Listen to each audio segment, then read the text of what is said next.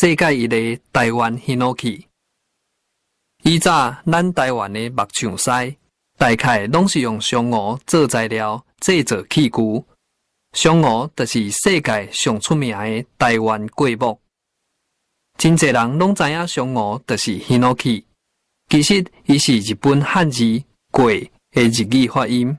华语正确的讲法是扁柏，有人甲伊号做松梧、松萝、高壳仔、黄桂。另外，也有一种松梧茶，就是红块，日语发音是美尼希。伊除了互人号做松梧、松萝以外，嘛号做薄皮仔。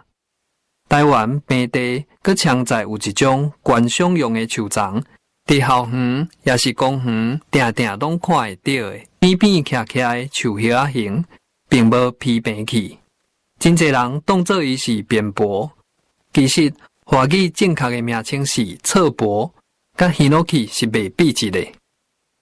世界上正式号做桂木树丛的，拢总有6-7种。天然分布的地区是台湾2种，日本2种，北美洲2-3种。拢生长伫寒带地区，拢是上1000年以上的天然大树。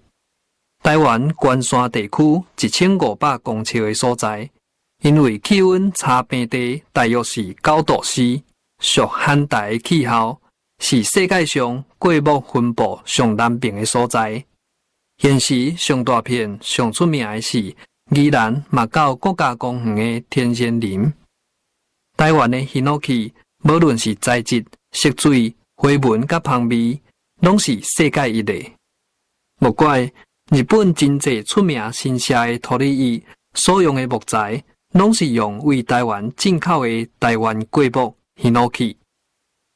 咱台湾数十年前就禁止伫关山采茶，所以现主时用的松梧材料，大多数是旧料佮加工的。日本甲美国的ヒノキ价销非常悬，无啥可能进口来台湾。市面上所讲的美国、越南、辽国，也是别所在的桂木，应该拢是假报的较大面，毋是真正的ヒノキ。作者陈宪国。